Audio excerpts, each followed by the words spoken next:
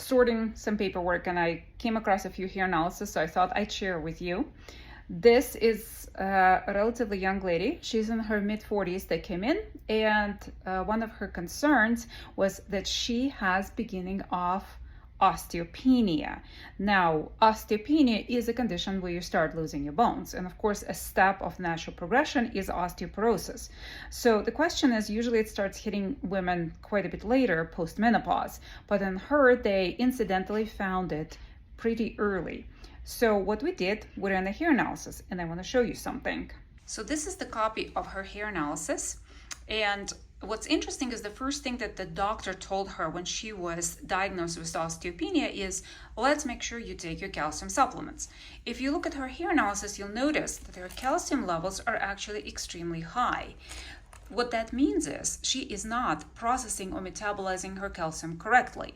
So the next thing we'll look at are other minerals that are very important for bone strength. So let's jump to phosphorus. Her phosphorus is slightly low. Ideally, it should be 16, 17, so her phosphorus is a little bit lower than it should be. But then we proceed forward and look at this. This mineral is called boron. I bet you most of you haven't even heard of boron, but what you might not know is boron, one of the most important minerals for bone strength. In her, it doesn't show up at all. Now, if she had none, she wouldn't be alive. It's that important. It's just so low that there is not enough to go around to show up in the tissues. So in this case, if you give somebody with this picture just straight calcium supplements or even popular bone supplements, even the better ones that are lacking boron, you're going to make no difference at all. It potentially makes somebody worse, because I'm going to be talking more about it in the reels, but overdosing on calcium leads to elevated risk of heart attacks and strokes. So that's kind of what's happening here. And then also this person has really high uranium. Now we do live in Colorado, and Colorado has a lot of granite. So unfortunately, uranium in our water supply is a very common problem. And also look at her mercury. Mercury is one of the most toxic elements on the planet. With her, it's really high, and the reason is because she loves fish. And interesting enough, this gal even picks better sources of fish. She doesn't eat much tuna. She really tries to get low mercury fish, and yet her mercury is really high.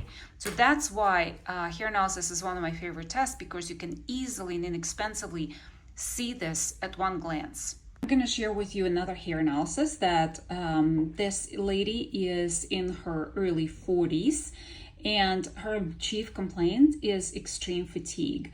So what's interesting is she had her complete blood work done by her doctor, and she was actually diagnosed with anemia, but she was given over-the-counter iron. And after taking it for 2 months, she's out of state. She came in from Georgia to see me. So after having taken iron over the counter for 2 months, they reran her blood work, and her ferritin was lower than when she started. At that point, she was told that she's not anemic anymore. Don't you just love that?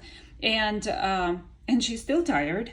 Now she's also constipated, and she's also told that the problem is in her head and she's depressed. So when we ran her hair analysis, you will notice immediately that her iron levels and manganese levels, a lot of times they go together, are very, very low. And on top of it, her B12 did not show up at all. So cobalt is the cobalamin portion from B12. When this doesn't show up, it means that the body is using B12 with alarming rates.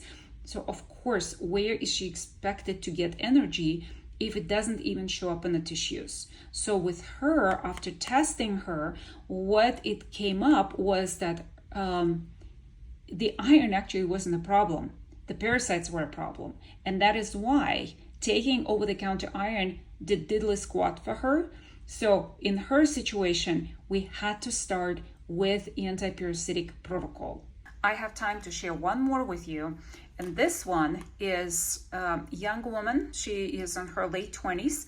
Her main complaints were difficulty getting pregnant and not being able to gain weight, difficult periods, a lot of PMS, and certain amount of anxiety. So after getting her hair analysis back, and by the way, her blood work actually looked fairly good. There was nothing really wrong. But when we got the hair analysis back, look at her copper levels. Normal copper levels is 2.4 maximum. She has 5.4. So even though her zinc levels appear to be fine, she actually is suffering from storage of biounavailable toxic copper. And copper is a very tricky mineral. So in her case, we have to focus on helping her body get rid of extra copper. And that's going to be our protocol for her. And then of course we're going to adjust everything else. Another interesting example about her is her uranium levels. So this right here is the upper limit of what can even fit on the page. It's 0.04. Her levels are 4 times that, so they're sky high. And the reason is because she grew up in a neighborhood, in a city neighborhood that is very high in uranium. And this is why tap water is so problematic for people. There is no laws that are protecting us from having this junk in the water. So she drank it, and she moved from that specific neighborhood when she was 16. So I suspect if we actually tested her when she still lived there, I probably wouldn't be able to go up high enough into the ceiling to see those levels. So there you go. Don't drink tap water, guys.